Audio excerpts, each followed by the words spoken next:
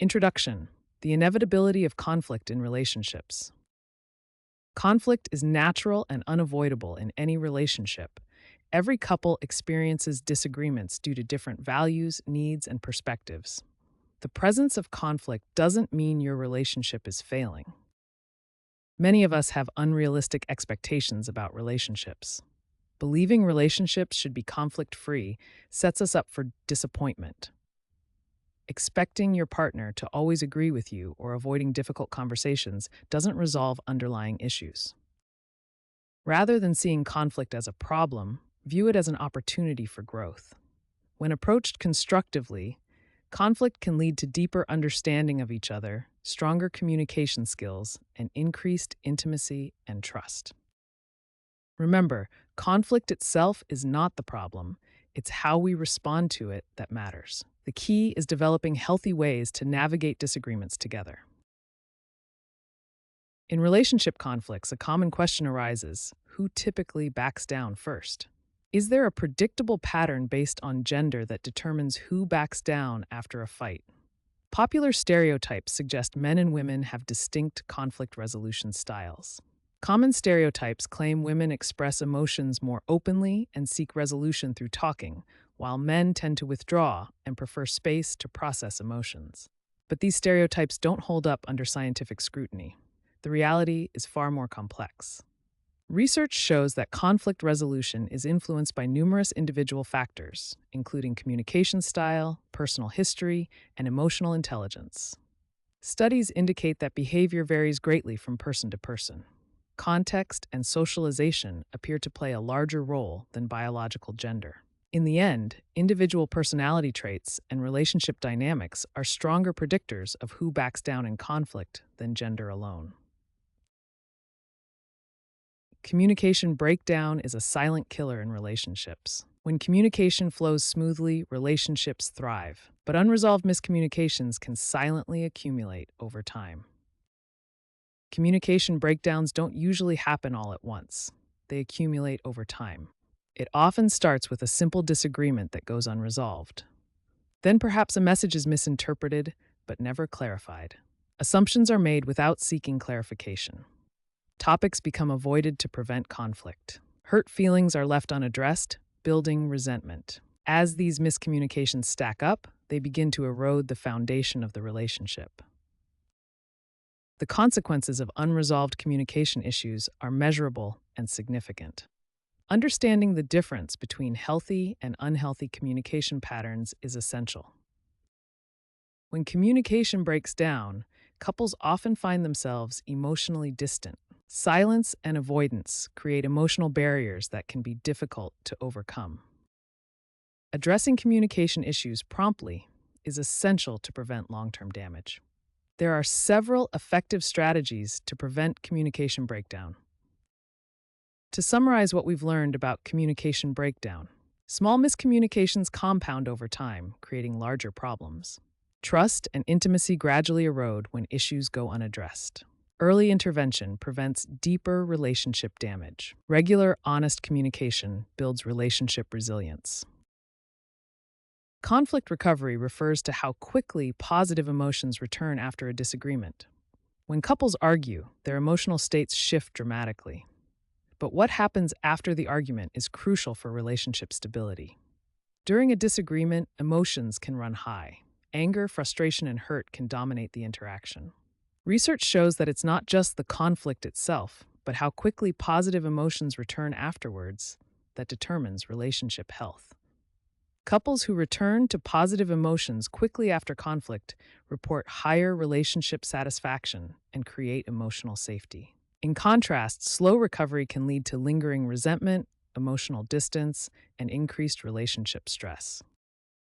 Healthy conflict recovery involves recognizing emotions and taking specific steps to repair the relationship. This includes acknowledging feelings, expressing forgiveness, and engaging in positive interactions after the disagreement. Being able to identify and express emotions appropriately is essential for conflict recovery. This includes recognizing when negative emotions are lingering. Research consistently shows that couples who can quickly return to positive emotional states after conflict have more stable and satisfying relationships over time. Conflict in relationships often arises from fundamental differences between individuals.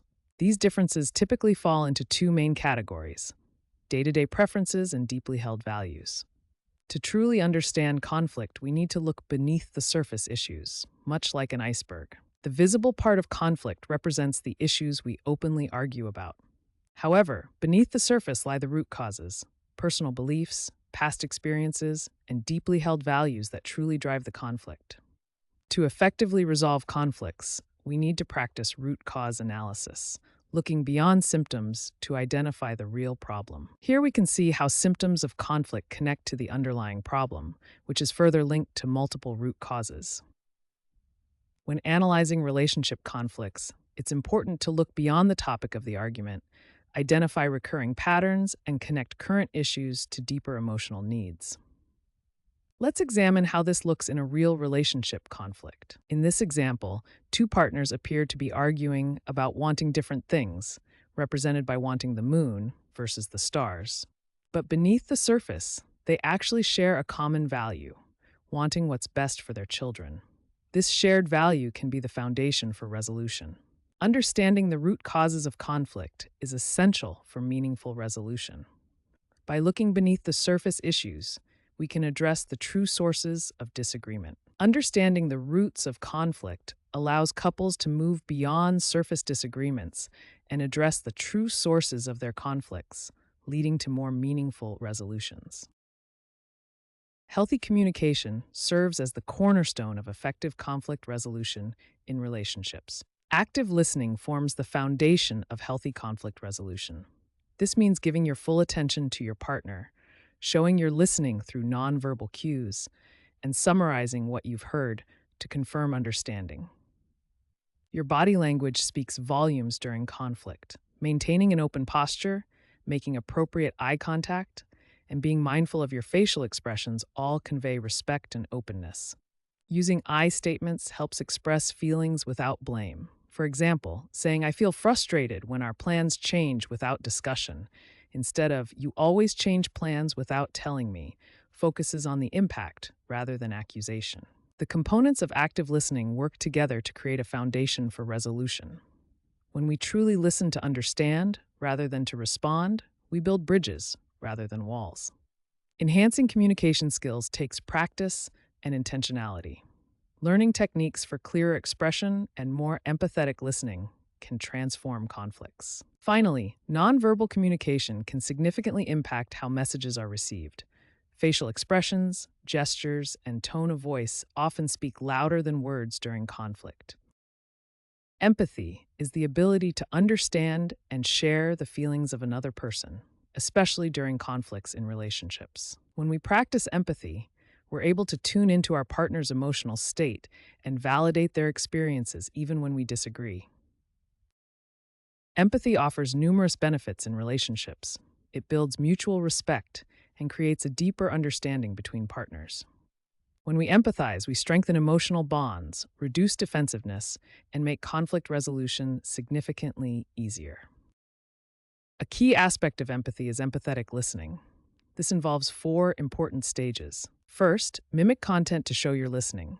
Then, rephrase what you heard to confirm understanding. Next, reflect the emotions you perceive. Finally, mirror back both content and emotion to validate your partner's experience. Here are 5 practical techniques to show empathy during conflicts. First, pause before responding to gather your thoughts. Second, ask questions to understand, not to judge your partner's perspective. Third, acknowledge emotions before addressing facts. Fourth, use phrases like, "I hear that you're feeling," to validate emotions. Finally, pay attention to body language and tone of voice, as they often communicate more than words alone. When empathy becomes part of how you respond to conflict, relationships become more resilient and emotionally connected. Emotional intelligence is a crucial factor in how we navigate and resolve conflicts in our relationships.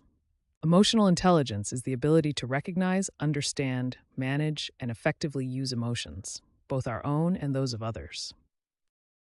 While cognitive intelligence is valuable, in dispute resolution, emotional intelligence often matters more. This involves perceiving emotions accurately, understanding their causes, managing responses, and using emotions constructively. Our brain's prefrontal cortex plays a crucial role in regulating emotional responses during conflicts.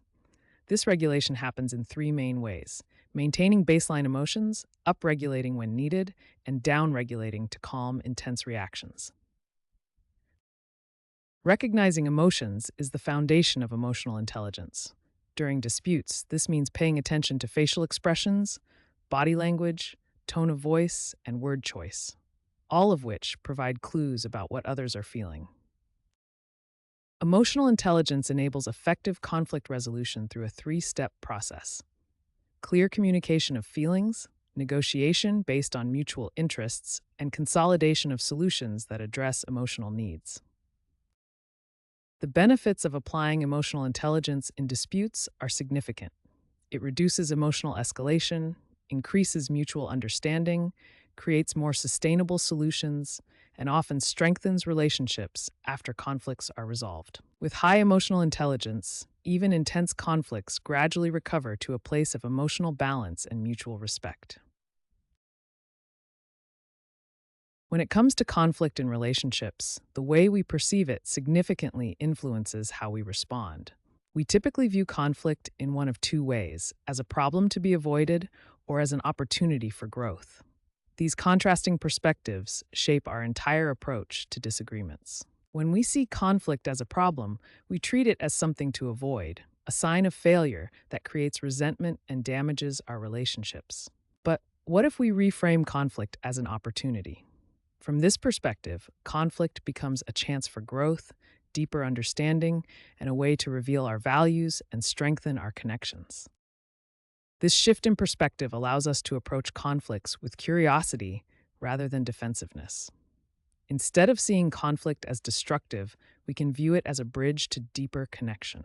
What are the benefits of shifting our perspective on conflict? When we view disagreements as opportunities, our conversations become more productive. We experience reduced emotional reactivity, focus on solutions rather than blame, and ultimately improve our emotional intimacy. To build bridges during conflict, we can follow these 5 key principles: recognizing that difference is strength, seeing disagreement as potential, avoiding enemy thinking, searching for shared goals, and giving the process time. Our emotional responses during conflict significantly impact the outcome. Being aware of our emotions and intentionally shifting our perspective can transform how we experience and navigate disagreements. How can we practically shift our perspective during conflict? Start by pausing to breathe. Then ask yourself what you can learn from this situation. Practice curiosity instead of defensiveness. Look for shared goals with your partner and focus on creating a better future rather than dwelling on past mistakes. When we reframe conflict as an opportunity, we transform the way we approach disagreements. Instead of seeing them as obstacles, we recognize them as pathways to deeper understanding and connection. Remember that changing your perspective on conflict takes practice. There are many resources available to help you develop this mindset, including books, podcasts, and relationship counseling. Modern marital therapy has evolved significantly in recent years, with a clear focus on constructive conflict resolution. Modern therapeutic approaches focus on developing constructive communication patterns, transforming destructive conflict cycles, building emotional resilience, and promoting empathetic understanding. Rather than simply treating relationship problems after they've become severe, therapists now take a proactive approach to conflict management. These proactive approaches include early intervention techniques, conflict prevention strategies, ongoing relationship maintenance, and regular communication check-ins. Therapeutic methods that focus on constructive conflict resolution have shown significant benefits for couples. Through therapy, couples learn to transform high-intensity conflicts into more manageable discussions with healthier resolution patterns. The ultimate goal is to equip couples with tools they can use independently, allowing them to navigate conflicts constructively long after therapy has ended. Looking ahead, Relationship therapy continues to evolve with the integration of digital tools, personalized training, preventative care approaches, and evidence based methods.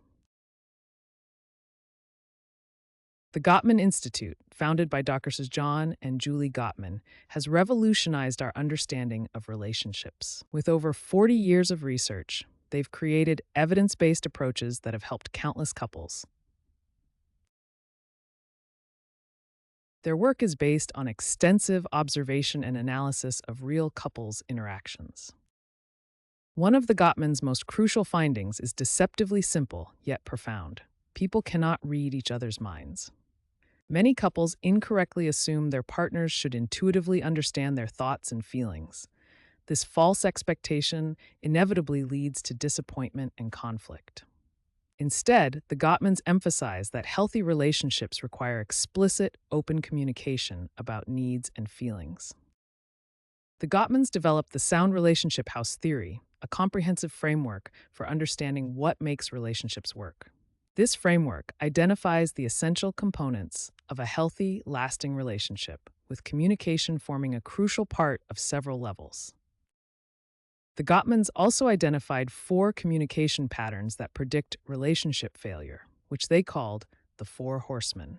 For each negative pattern, they developed specific antidotes based on open, honest communication.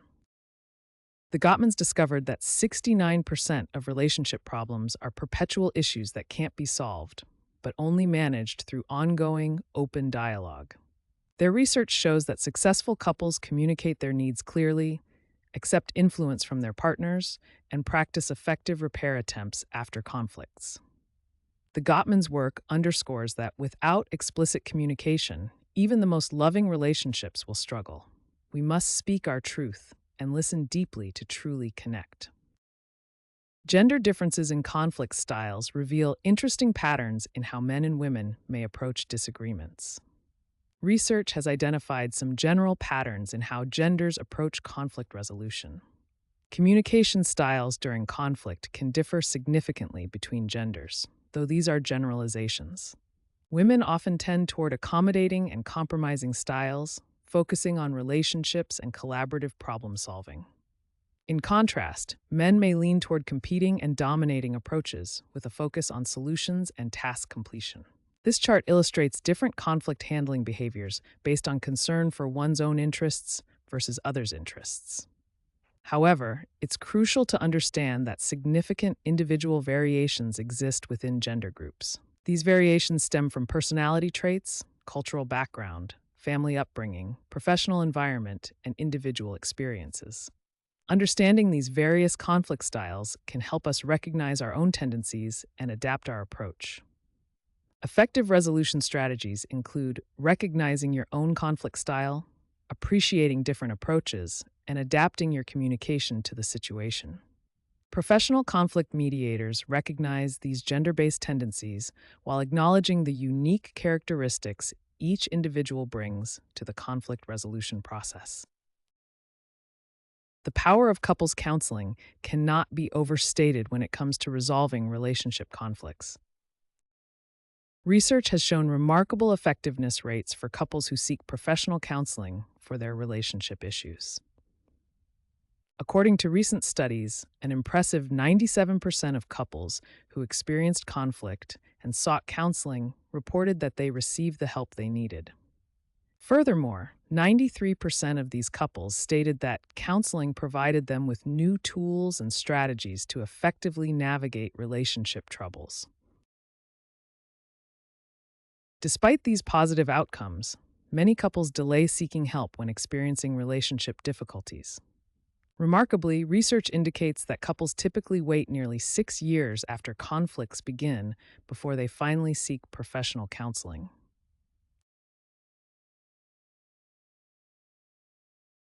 This infographic shows details about marriage therapy, including costs, duration, and success rates. When couples seek help earlier, they can experience significant benefits. Research also shows that marriage has a positive effect on life satisfaction. This graph demonstrates how couples who have been married consistently report higher life satisfaction across different age groups. The evidence is clear. Couples counseling is highly effective, and seeking help earlier rather than later can prevent years of unnecessary conflict and lead to greater relationship satisfaction.